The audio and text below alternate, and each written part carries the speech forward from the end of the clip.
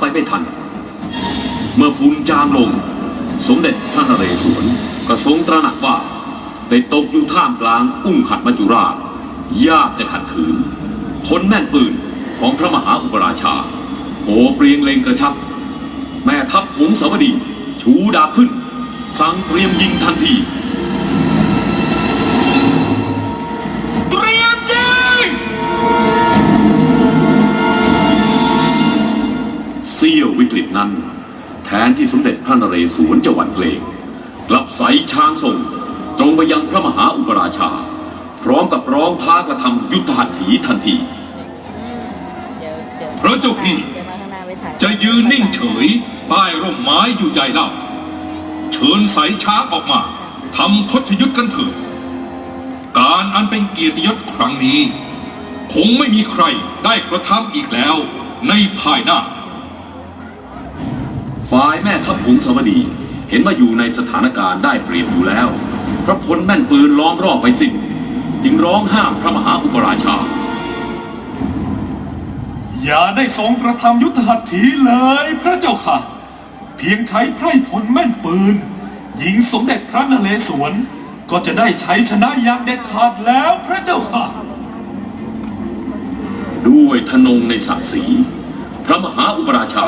จึงโบกพระหัตถ์แล้วตรัสรับคำท้าเราจะกระทำยุทธหัตถีกับพระนเรศวรให้สมเกียรติขัตติยะสมเด็จพระนเรศวร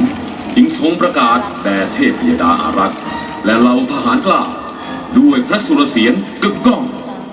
ขัตติยะยุทธหัตถีระหว่างเราจะได้ปรากฏเกลือเกียรติไปตราบสิ้นดินฟ้า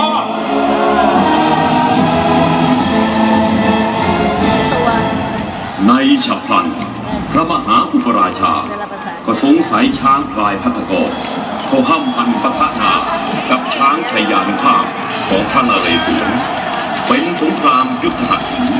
ฝากไว้ให้ลือลั่นในปัตตภี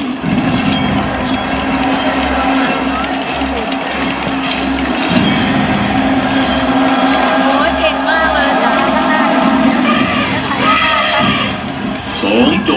สองจูจ้วงบำรุงสองพัทยะสองขอชูเชิดดังกระลึงกระลอกดูไว้ว่องหนักหนาควานขับคดแข่งขันเข็นเขี้ยวกลางสนาม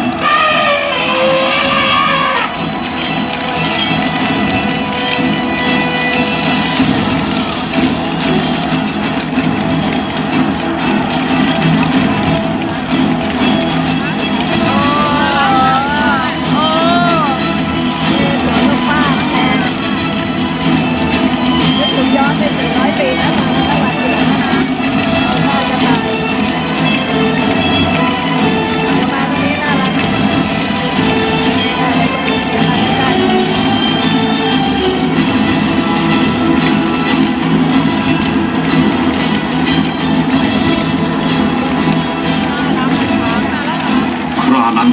พลายพัทกรนัทพยาชัยยานุภาพเป็นจงขวางพระมหาอุปราชาได้ที่ร่วงฟันด้วยกระแสของน้ำสมเด็จพระนเรศวรทรงเบี่ยงพระองค์หลบทันแต่ถูกชายพระมาลาปิดไป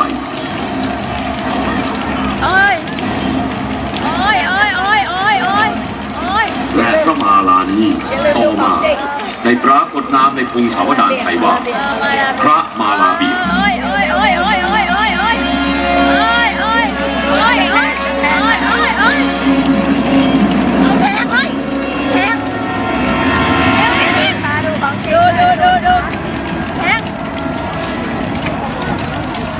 สองคดสองกษัตริย์โรมรันพันตูกันอย่างไม่ลดละจวบจนถึงเที่ยงวันณปัตตนพระยาชัยยานุภาพมีเปรียบแปรปรุงเอาพลายพัทกรหันเบศไปเป็นนาทีแห่งความมีชัยขององค์สมเด็จพระนเรศวรเจ้าพระองค์ทรงฟาดพระแสงของเงาเต็มเหนียวต้องพระอังสาขวาของพระมหาอุปราชาขาดลงโดยพัน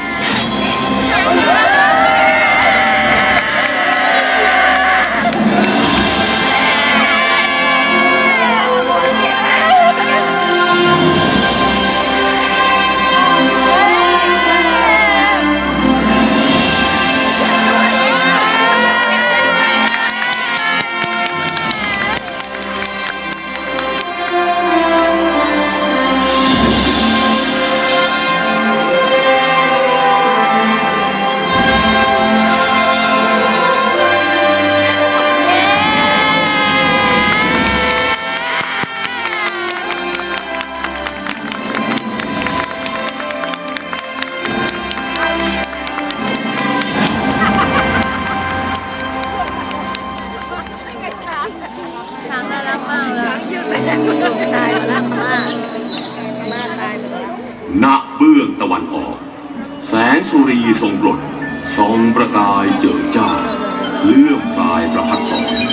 เหนือขอบเขตขันธสีมาอยุธยามหาสวรรค์ไพรฟ้าพากันเฉลิมฉลองแซ่ซ้องสดุดีมหาวีรกรรมแห่งองค์มหาราชผู้ประกาศความเป็นไทยให้กับแผ่นดินณพื้นที่ทุ่งหนองสาหร่ายตำบลดอนเจดีย์อำเภอดอนเจดีย์จังหวัดสุพรรณบุรีมาจริงจะไม่มีเวลาจะได้พาดูข้างในมหาพจยุทธ์ของสองกษัตริย์ในครั้งนั้นหลายชีวิตต้องเสียสละหลั่งเลือดฉโลมดิน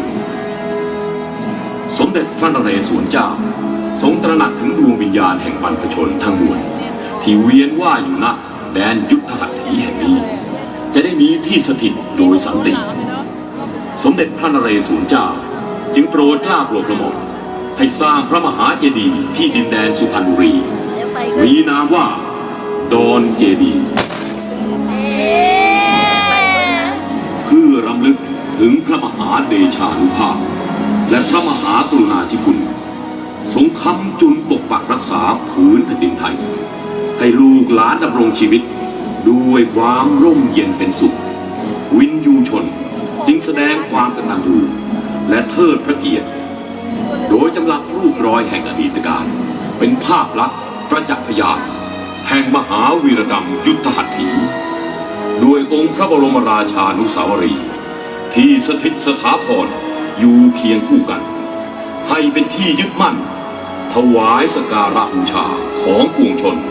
ตราบจิรัตถิติการ